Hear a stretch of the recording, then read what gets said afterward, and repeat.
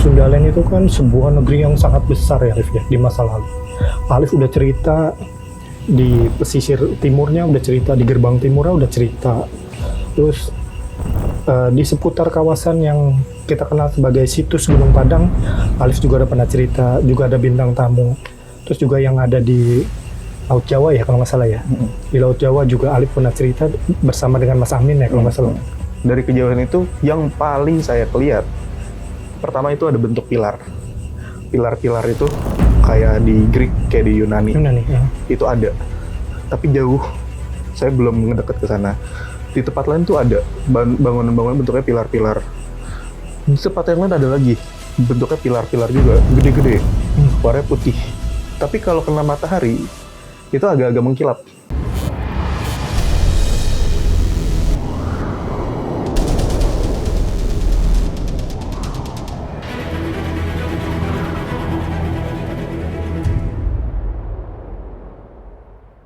Assalamualaikum warahmatullahi wabarakatuh. Waalaikumsalam warahmatullahi wabarakatuh. Kembali bersama kami di Time Travel. Rahayu dan salam sejahtera untuk kita semua. Sebenarnya kita di episode kita kali ini mau melanjutkan aja nih dari yang kemarin nih. Karena Alif udah cerita-cerita tentang Sundalen dan kita juga PNS ya. PNS. PNS. Betul. Tetap masih ini ya, masih membahas itu ya. PNS apa, Mas? Pegawai negeri Sundalen. Nah ini Sobat Time Travel, kita tahu ya dari berbagai literasi dan berbagai ilmu pengetahuan, Sundalen itu kan sebuah negeri yang sangat besar ya Alif ya, di masa lalu. Alif udah cerita di pesisir timurnya, udah cerita di gerbang timurnya, udah cerita. Terus di seputar kawasan yang kita kenal sebagai situs Gunung Padang, Alif juga ada pernah cerita, juga ada bintang tamu. Terus juga yang ada di Laut Jawa ya kalau nggak salah ya. Di Laut Jawa juga Alif pernah cerita bersama dengan Mas Amin ya kalau nggak salah. Nah ini kan besar banget ya Alif ya. Nah sementara yang masih bisa kita bahasanya, yang ada peninggalannya lah dari era-era Sundalen itu yang orang sebut sebagai situs Gunung Padang sekarang, itu jadi dianggap kayak pusat peradaban Alif. Karena itu satu-satunya yang, bukan satu-satunya ya, belum tahu ya kita ya. Tapi sampai sekarang situs Gunung Padang ini jadi kayak dianggap sebagai pusatnya peradaban. Nah, sebenarnya begitu nggak sih, Liv? Atau peradaban Sundalen yang besar itu, yang Alif pernah ceritakan kawasan-kawasan yang lainnya, itu ibu kotanya di mana sih sebenarnya Sundalen ini? Sebetulnya ada beberapa podcast, entah podcast atau ya video di YouTube lah ya, yang menceritakan khusus tentang revitalisasi Gunung Padang yang lagi dikerjakan saat ini, gitu kan. Salah satunya yang mengutarakan beberapa data itu adalah Profesor Dani Hilman ya, kalau nggak salah. Terus juga teman-teman bisa nonton lah, bisa searching sendiri, rujukan secara ilmiahnya salah satunya ke beliau. Kalau dulu ada Kang Diki, almarhum Kang Diki Zainal. Ali Akbar juga. Ya, Ali Akbar juga, Pak Ali Akbar. Tapi dari ilmu sejarah bahwa dikatakan suatu peradaban itu biasanya itu bermula dari sebuah lembah atau daratan yang datar, tanah yang datar, bahkan biasanya mendekati wilayah perairan laut, entah sungai besar sampai ke arah laut. Secara ilmu kesejarahannya begitu, dan merujuk kepada ilmu geografi dan sebagainya. Jadi semuanya jadi satu. Kenapa? Karena secara keilmuan dikatakan kalau pusat peradaban manusia itu bermula dari situ supaya bisa menjangkau ke tempat-tempat yang lain melalui perairan. Dan sangat jarang pusat peradaban itu adanya di wilayah gunung, itu sangat jarang. Ada tapi sangat jarang. Makanya seingat saya di episode yang sebelumnya tentang Gunung Padang itu terakhir kalau nggak salah, saya lupa apakah kalimat itu dimasukin atau enggak, saya lupa. Tapi yang seingat saya Gunung Padang itu bukan hanya satu-satunya, tapi salah satunya. Gitu. Nah, saya mau lanjutin cerita ini. Suatu hari di bulan Desember 2025, saya itu lagi ada di rooftop lantai 5 di tempat kerja. Wilayahnya itu di Jakarta Pusat. Terus saya itu di rooftop mengarahnya ke arah utara. Utara tuh lurusnya saya. Kiri itu barat, kanan itu timur, belakang itu selatan. Nah, kalau udah di lantai 5, saya bisa ngeliat tuh sejauh mata memandang isinya gedung semua, Mas. Gedung, terus rumah, gitu-gitu lah ya. Polusi itu kelihatan. Polusi nutupin gedung-gedung itu kelihatan. Sampai kadang-kadang kalau pagi hari atau sore, kalau misalnya langitnya lagi cerah, biasanya pagi lah, langitnya lagi agak cerah, itu kadang-kadang kelihatan ada perairan di utara. Berarti itu laut. Karena antara Jakarta Pusat dengan laut utara itu jaraknya sebenarnya nggak begitu jauh-jauh banget lah. Paling nggak kelihatan kalau dari ketinggian gitu. Kelihatan lah. Sedikit kelihatan. Okay. Ada kayak apa namanya fata morgananya lah. Karena itu kan air gitu kan. Saya tuh lagi di situ sore. Cahaya matahari itu agak kencang dari arah sebelah barat dari kiri. Saya ngeliatin aja wilayah situ sekeliling itu sambil ngeliatin dia lalu lalang jalanan, macet dan sebagainya di bawahnya. Terus saya jadi teringat. Jadi beberapa tahun yang lalu itu kita pernah bercerita tentang wilayah sebuah kota di Jakarta tempo dulu bersama dengan Mas Amin waktu itu. Cuman saya lupa apakah itu jadi tayang di Time Travel atau itu cuma obrolan di belakang layar aja. Saya lupa. Gitu. Kayaknya obrolan waktu ketemu ada seseorang lah. Lupa. Pokoknya pernah kita bercerita tentang itu. Betul. Nah, saya ingat setelah itu di tempat yang sama saya fokus. Saya doa, biasalah kalau mau ngelihat sesuatu. Sampai akhirnya saya ke bawah suasana di sore itu, di senja itu. Ke bawah suasana, lama-lama suara bising ibu kota tuh lama-lama hilang, Mas. Oh ya? Lama-lama mulai pudar, terus hilang. Mungkin saking fokusnya kali ya, karena saya juga lagi duduk tuh. Duduk saya tuh di atas kursi, tapi dari batu, bentuknya bulat. Duduk, hilang suaranya jalanan, lama-lama kedengaran suaranya berbeda. Terus saya ingat saya buka mata.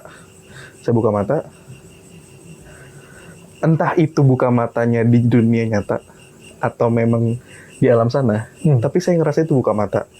Dan ketika saya buka mata, saya ada di tempat yang lebih tinggi, tapi itu bukan gedung. Tapi itu kayak bukit kecil lah ya bisa dibilang. Terus di sekeliling saya itu kayak banyak pohon-pohon kelapa. Gitu, pohon kelapa. Tapi kelapanya agak beda, Mas. Nggak kayak kelapa zaman sekarang.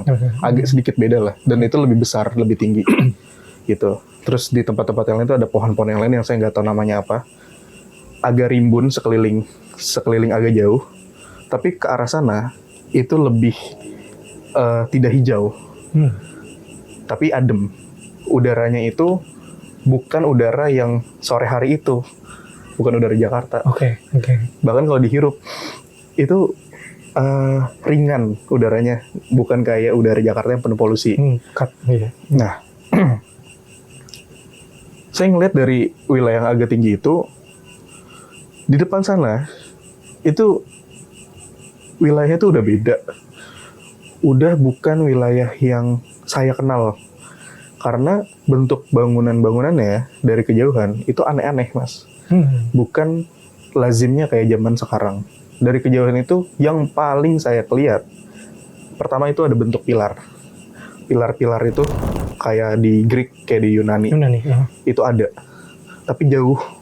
Saya belum ngedeket ke sana. Di tempat lain tuh ada bangunan-bangunan bentuknya pilar-pilar. Di tempat yang lain ada lagi. Bentuknya pilar-pilar juga, gede-gede. Warnanya putih. Tapi kalau kena matahari, itu agak-agak mengkilap. Nah, di antara pilar-pilar itu, ada kayak list. List itu warnanya kemasan. Emas gitu. Terus itu juga terang kalau kena cahaya. Mengkilap gitu. ada satu hal yang menarik perhatian saya, dan momen itulah dimana saya ingat, oh iya, ini pernah kita lihat sama Mas Amin gitu. Di batin itu kayak gitu. Apa yang saya lihat? Jadi di antara bangunan-bangunan yang ada pilar-pilarnya itu, di belakangnya lagi agak jauh, itu kayak ada siluet, tapi kelihatan siluetnya itu kelihatan jelas. Bentuknya itu kayak gini Mas, gini lah, kayak gini nih. Oh oke. Gitu. Meskipun di sini juga ada bentuk pilar-pilarnya juga, tapi ngotak gitu ya. Dari sudut pandang saya itu kayak ngotak gitu. Gini, gede. Gede, kokoh. Dan di Jakarta itu kan nggak ada. Iya. Di Jakarta nggak ada. Nggak ada. Kalau Jakarta berarti maksudnya zaman sekarang ya. Karena Jakarta. Yang saya lihat itu ada. Bentuknya gitu. Saya jalan lah ngedeketin ke wilayah itu. Jadi dari tempat saya berdiri itu kan kayak bukit, banyak pohon kelapa. Jalan, pas saya jalan dari tanah, terus saya nginjek batu. Ternyata batu itu tersusun rapi dan jadi sebuah row jalan. Ada kayak jalur. Mas Anton pasti pernah lihat konblok kan, tahu konblok, paving block gitu. Ya. Itu aja udah rapi. Nah, jalan yang saya injek itu batu yang disusun, bentuknya kayak ada segi-seginya gitu. Saya nggak ngitung segi berapanya, tapi itu disusun rapi. Tapi itu kayak dipoles atasnya. Oh, aku tadi ngebayangin kayak kota Itali yang batu-batunya itu kasar-kasar itu, bukan ya? Lebih halus. Oh, oke. Lebih halus. Oke. Kalau misalnya teman-teman pernah datang ke situs megalitikum, misalnya di Gunung Padang contohnya, atau di daerah Sukabumi juga ada, saya lupa namanya. Oh, situs Tugu Batu, kita pernah bahas itu. Iya. Dan di tempat-tempat yang lain, di beberapa candi juga ada batu-batu besar, kayak di Candi Ratu Boko. Itu kan ada beberapa batu yang bentuknya bagus, halus. Iya. Walaupun itu batu tapi halus. Betul. Nah kayak gitu kira-kira. Oh, okay. Kurang lebih kayak gitu gambarannya. Tapi itu disusun lah. Row-nya tuh lebarnya lebar. Dan itu rapih. Dan itu dia ngikutin alur pedestrian lah pokoknya. Bagus banget. Okay. Terus pinggiran jalan itu kayak ada selokannya Mas. Turun. Jadi gini, terus agak nur dikit, terus dia dibentuk. Pokoknya itu ada ruang untuk air mengalir. Gitu. Nanti ada lagi, di sebelahnya lagi, di beberapa titik, saya ngeliat itu ada bentuk kayak selokan lebih besar lagi, dan di situ ada ikan-ikannya. Oh, okay. Ikan-ikan warna-warni. Kolam gitu, kolam pinggiran gitu. Bukan Mas. Bukan. Itu tuh air ngalir, itu kayak selokan aja, tapi okay. jernih lah. Bagus banget. Nah, saya jalan di situ. Dan itu kan jalan itu ada pecahan-pecahannya kan, pecahan-pecahan. Terus uniknya sepanjang saya jalan, orang-orang itu nggak ngadep ke saya. Jadi nggak tahu gimana. Ketika saya jalan ke arah sana, orang-orang juga jalan ke arah sana. Entah ada yang belok, yang ngadep ke sana, yang ngadep ke sini tuh entah gimana nggak kelihatan mukanya. Nggak menyadari keberadaan Alif atau? Enggak, bukan. Saya nggak ngeliat wajahnya mereka. Oh, oke. Jadi entah bagaimana saya jalan itu di antara mereka, tapi mereka itu nggak ada yang menghadap ke Alif. Menghadap ke saya, Jadi saya nggak begitu merhatiin wajahnya itu kayak gimana. Cuman secara fisik uniknya ketika saya di sana, ukuran tinggi badan saya itu sama kayak mereka. Oh, oke. Jadi saya kan tingginya 171.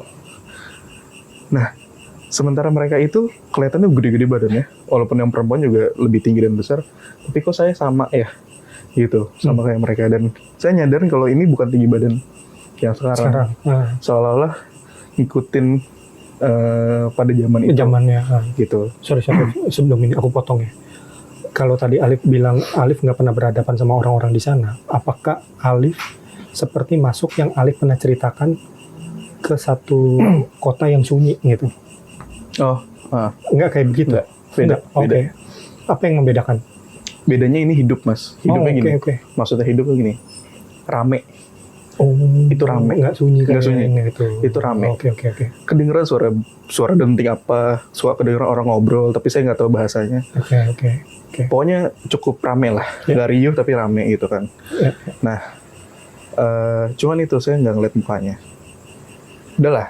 jalan. Nah, sepanjang jalan itu unik banget. Kalau misalnya digambarin, kita punya animator itu, kayak keren banget. Kayak model Alfie Rev lah bikin video. Keren banget. Asli keren banget. Gini, kalau kita ngeliat itu bisa ada yang mencolok. Salah satunya mencolok. Yang ikonik banget adalah ada satu tempat. Saya ngeliat itu ada sebelah kanan, tapi agak, ya mesti jalan lah ke sana gitu. Ada ruang terbuka, ada tangganya untuk menuju ke situ, agak turun beberapa tangga. Terus kayak ruang terbuka, di tengah-tengahnya itu ada tugu batu, Mas. Tugu batu yang sedang lah, ukurannya sedang. Terus dia ke atas gitu. Set, ya kan? Nanti pas di atas itu gini. Saya inget kayak Obelix. Nah, Monas bentukannya kayak gitu. Cuman kan itu Lingga Yoni kan. Cuman kalau ini tuh kayak tugu batu aja. Tapi atasnya tuh agak runcing dikit gitu. Aku kebawa kayak cerita komik yang Asterix Obelix kayak gitu. Mungkin kalau misalnya kita lihat di YouTube, di internet, itu gambarannya ada di Washington. Gitu. Tapi kalau Washington tuh tinggi banget. Itu nggak tinggi. Maksudnya nggak setinggi itu, nggak. Gitu. Dan itu bagus. Kalau misalnya diperhatiin lebih detail, itu banyak simbol-simbol. Saya nggak tahu itu simbol apa. Nah, jalan nih. Jalan. Pokoknya sepanjang jalan itu banyak banget hal yang bisa kita ceritain sedetail-detailnya. Contoh. Ada satu kawasan, kalau kita lewatin jalan itu, kawasan itu tuh kayak bangunan-bangunan, mungkin rumah kali ya. Mungkin rumah. Karena atasnya tuh ada yang kerucut, kayak segitiga bentukannya. Ada juga depannya pakai pilar-pilar. Ada juga yang tembok depannya itu kayak batu gede, tapi disusun rapi, warnanya hitam, kayak batu candi, gitu. Tapi bukan candi, itu kayak sebuah hunian gitu. Dan arsitekturnya sangat berbeda sama rumah-rumah yang ada di zaman sekarang. Nggak ada referensinya. Yang unik adalah hampir di setiap bagian depan bangunan-bangunan kayak mungkin rumah kali ya, itu ada simbolnya. Ada guratan simbol. Jadi kayak relief mini lah, karena sedikit. Entah simbol apa. Yang saya nggak kenal semua simbolnya, tapi ada satu simbol yang saya kenal betul, pernah ngeliat dan sering ngeliat, yaitu bentuknya kayak simbol elemen udara. Gini. Gitu. Ada dua deh, satu lagi bentuknya kayak gelombang. Air. Entah itu air, entah apa, entah kebalik atau gimana, saya nggak tahu. Kayak Naturo itu. Naruto. Naruto, ya Naruto. Enggak. Pokoknya ada simbol-simbol itu. Nah, sorry, maaf, aku potong banget. Karena tadi Alif cerita ya, ada bentuk kayak candi, ada yang kayak ada segitiga kayak piramid, terus ada juga yang tadi Alif cerita ada pilar-pilar. Ini kok kayak tren arsitekturnya kayak tabrakan ya, Alif. Padahal semua itu kayak punya kekhasan sendiri ya, kayak itu pilar dari Yunani, terus kayak candi itu dari mana, terus kalau misalnya ini dari mana gitu, ada kekhasan sendiri. Nah, kenapa itu tiba-tiba bercampur di kota ini? Aku belum tahu jawabannya. Karena itu masih posisi jalan. Dan ini masih ngeliatin sekeliling lah gitu. Makanya kalau misalnya cuma cerita, nggak ada tektokannya, misalnya Mas Anton nggak cerita juga, itu kurang seru teman-teman. Iya sih. Karena kayak halu jatuhnya. Iya. Tapi kalau palingnya 3 orang cerita, itu seru banget, Mas. Iya. Karena luas banget wilayahnya, seluas itu, dan masing-masing tempat itu punya keunikannya masing-masing. Mungkin akhirnya bisa menjawab pertanyaan Mas Anton yang tadi. Karena aku cuma sendiri, jadinya ya apa yang aku lihat aku ceritain aja. Siap. Nah, lanjut. Bagian yang unik itu simbol-simbol itu. Dan banyak banget simbol-simbol bertebaran di tempat-tempat lainnya. Terus jalan. Sampai akhirnya di satu tempat, kayak di persimpangan gede, kayak 4 gitu. 4 tapi agak-agak nyerong gitu lah ya. Di tengahnya itu kayak ada kolam. Iya, kayak fantasi banget lah. Tapi memang yang terlihat begitu. Kayak kolam. Dan di situ ada pancuran air gitu, ngalir gitu. Terus di bawahnya tuh ada kayak selokan, ada ruas-ruas besinya gitu. Pokoknya bagus lah. Di situ saya ngerasa kok kayak ada yang ngikutin. nengok ke belakang, nggak ada tuh. Masih orang-orang yang mukanya nggak kelihatan itu, yang ngadep ke sono gitu ya. Jalan lah, lurus terus karena mau ngarah ke bangunan yang tadi tuh. Yang begini yang tadi. kotak itu Kotak ya, itu dari jauh. Ngelewatin kolam, jalan terus sampai nanti ketemu kayak taman. Tamannya bagus dan banyak orang-orang termasuk anak-anak lagi pada main-main lari-larian di situ nyeker. Gitu. Tapi tamannya kayak taman kota, Mas. Indah lah pokoknya. Ada bunga kayak bunga mataharinya ada, bunga-bunga yang lain juga ada yang saya nggak tahu namanya. Pokoknya itu indah banget dan kita bisa milih masuk ke jalur itu atau lurus atau ke sana. Gitu. Saya lurus aja terus. Lurus ini nanti ngelewatin pohon-pohon, Mas. Pohon-pohon yang kayak udah disusun kanan kiri. Kalau kita lagi ada di Bandung, di wilayah Dago atau Jalan Cipaganti itu kan kanan kiri itu dibikin sama Belanda. Jadi kayak payung gitu ya? Iya, pohon-pohon besar itu. Nah, kalau di tempat yang saya lihat itu pohonnya bukan pohon-pohon gede gitu, tapi bagus banget lah. Saya nggak tahu namanya pohon apa, cuman disusunnya tuh keren banget. Jadi orang itu adem gitu kalau lihat itu, sejuk, angin sepoi-sepoi gitu. Nanti keluar dari wilayah pepohonan itu karena nggak begitu panjang jaraknya. Keluar, makin dekat sama si tempat itu, saya makin merasa diikutin sama seseorang. Saya nengok ke belakang, ternyata ada. Uniknya, orang ini tuh kayak anak muda lah.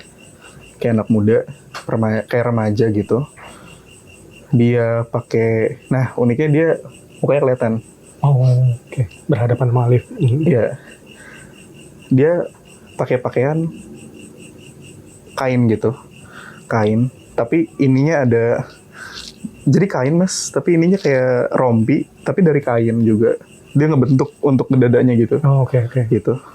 Terus sisanya kain-kainan gitu lah. Dan kain bagian kakinya tuh sebetis. Selebihnya dia ada kayak semacam sepatu, tapi nggak tahu dari apa dan agak beda bentuknya sama yang kita tahu selama ini. Terus khasnya adalah dia punya aksesoris itu gelang gitu ya. Gitu deh. Orangnya itu cowok, rambutnya hitam kecoklatan, panjang segini, terus tebel rambutnya, rapih, misalnya lurus gitu, bukan yang ikal keriting, enggak. Matanya itu saya ngelihat kok anehnya itu hijau ke biru ya. Matanya mancung, kulitnya bersih putih, tapi bukan kayak orang bule Amerika, bukan, tapi kayak justru kayak orang-orang negara-negara Balkan, Turki, terus ya Turki, Uzbek, Kazakhstan, ya gitu-gitu lah ya. Yang kulitnya bagus-bagus itu. Terus dia cuma senyum. Terus kayak inilah, kayak say hi gitu, kayak gini gitu. Kayak gitu, Mas. Terus siapa? Saya bingung ngomongnya gimana. Terus dia jalan ngelewatin saya. Seolah-olah dia mau saya ngikutin dia. Terus dia gini gitu. Ngikutin aja. Ternyata dia ngarahin ke tempat itu. Makin lama ngedeketin si bangunan yang dari jauh itu kotak. Ternyata, Mas, asli gede banget. Makin dekat. Jadi si bangunan yang bentuknya kotak itu itu besar sekali diameternya, ukurannya. Dan dia itu adanya bukan di tempat yang khusus, enggak, tapi kayak di tengah-tengah aja. Dan orang itu bisa ngelewatin tengahnya, bisa ngelewatin kanannya, bisa ngelewatin kirinya. Gitu. Ke arah ke sana, saya ngelihat di sana, di belakang dari si bangunan itu ada jalan lebih besar dari jalan yang tadi saya lewatin, dan itu lebih rame jalanannya. Kesana lagi, kelihatan kayak ada aliran sungai besar. Gitu. Dan itu juga rame. Kayak ada pelabuhan atau dermaga kecilnya lah ya. Itu kayak benteng atau gerbang? Gerbang. Karena kanan kirinya itu nggak ada. Bagus banget. Terus saya cuma diem gitu, Mas, ngeliatin gitu. Masya Allah, bagus banget ya. Mungkin kalau misalnya teman-teman dengar cerita ini, teringat satu bangunan ikonik itu ada di Prancis, ada di Jerman, ada, lupa namanya apa. Oh, yang di simpangan itu ya? Iya. Ini kalau nggak salah Arc de Triomphe. Iya. Yang ada di Coba simpangan searching. banyak itu ya? Yang Iya. orang muter di situ ya kan? Iya, kayak gitulah. Iya. Cuman saya yakin mereka itu nyontek dari peradaban masa lampau. Ngerti nggak maksudnya? Atau peninggalannya kali. Maksudnya sisanya. gini, maksudnya gini. Ya, jangan-jangan saya langsung berpikir pada waktu saya ngeliat bangunan itu, jangan-jangan bentuk ini adalah cikal bakal dari bangunan-bangunan ikonik di dunia yang zaman sekarang. Oh, oke, Gitu. oke. Jangan-jangan begitu. Kenapa? Karena di bentuk itu macam-macam, Mas. Jadi gini, yang tadi saya bilang itu pilarnya gede banget. Itu ada pilar gede banget. Iya, iya. Terus di tengah-tengahnya itu kayak ada begini nih. Jadi kalau kita masuk, Oh, ada pelengkungnya bahasanya gitu. di sebelah sisi kanan itu kayak ada ruang. Di situ ada pintu kayu. Handle-nya itu besi gede. Oke. Dan itu diameter si pintu itu lumayan tinggi lah. Nah, diameter tingginya. Lebarnya gitu. Terus di setiap temboknya itu banyak banget simbol. Banyak banget guratan. Dan itu bukan dilukis, tapi kayak dipahat-pahat. Makanya kayak relief. Oke. Nah, cuman yang makin uniknya kalau dilihat lagi dari beberapa sudut, itu kayak kok kayak marmer, tapi kayak batu. Batu ya batu marmer gitu kan. Halus.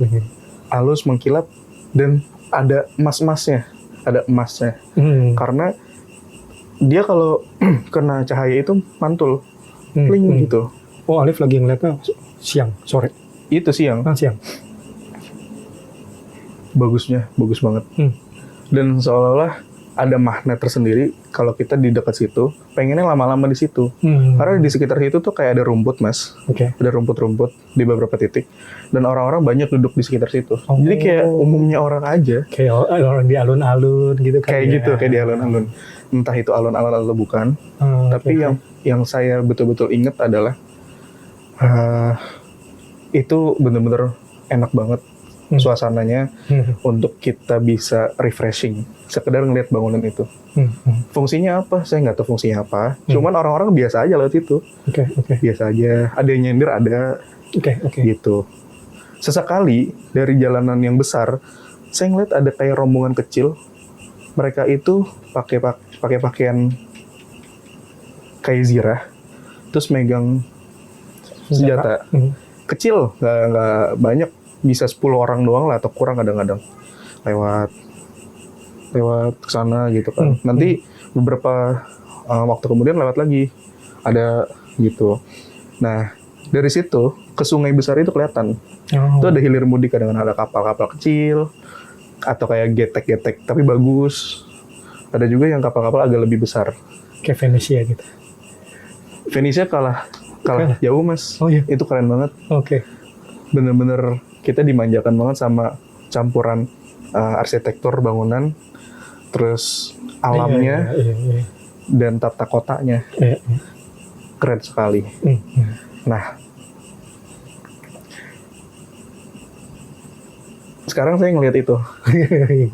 Kalau ada Mas Amin cerita, apalagi di sini itu pasti seru banget. Iya, pasti seru. Nah, si anak muda itu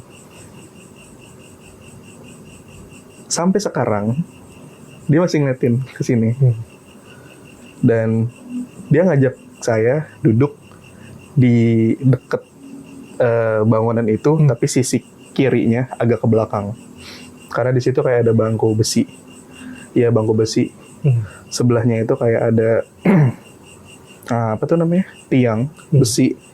Terus ada kayak kacanya gitu, di dalamnya kayak ada, saya ngeliatnya itu kayak kristal. Entah lampu, entah kristal, tapi kayak kristal. Nah, si pemuda itu ngajak ke situ, duduk.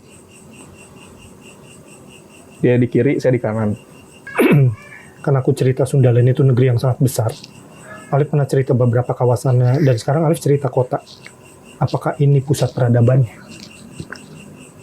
Oke. Ibu kotanya lah gitu. Saya sempat nyoba dialog lah sama si pemuda itu. entah gimana dia ngerti apa yang saya tanyain. Dan entah gimana saya juga ngerti apa yang dia maksud.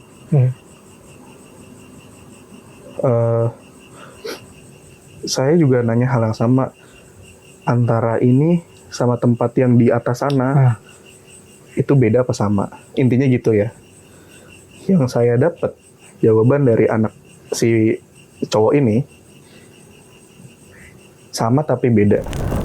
Beda tapi sama, intinya kayak gitu. Ketika diterjemahin ya, kita ceritain. Karena gini, yang saya dapat dari jawaban dia itu adalah, yang di sana, kata dia, itu tempat yang lebih spirit. Gitu maksudnya. Tempat yang lebih sakral. Karena dekat sama sumber. Pintu menuju sumber. Pintu menuju sumber itu gunung maksudnya. Maksudnya dia. Maksudnya. Nah, di dekat situ ada bangunan yang disakralkan. Memang untuk spirit tujuannya. Yaitu yang kita kenal sebagai Gunung Padang. Tempat ini, katanya dia, adalah pusat kegiatan besar di wilayah ini dan dari wilayah luar. Terus dia sambil nunjuk ke sungai, makanya ada kapal-kapal besar itu sesekali lewat. Karena itu jadi penghubung antara wilayah sini ke arah yang timur dari arah yang barat atau sebaliknya. Termasuk si jalan yang gede itu, yang kesana lagi itu ada jalan lebar itu. Inti jawabannya begitulah dari dia. Nah, ini terakhir aja deh, pertanyaan terakhir. Sebenarnya kan kawasan-kawasan itu besar ya, Liv, yang banget cerita besar ya kan. Nah, ketika kawasan itu ketemu dengan benteng alam, so, kayak semisal sungai besar tadi Alif cerita, atau danau atau laut, bagaimana mereka menghubungkan antara kota satu dengan kota yang lainnya? Kelihatan nggak di situ? Kelihatan. Satu, di sungai itu, di beberapa titik, tapi antar titik itu jauh, itu terlihat kayak ada jembatan.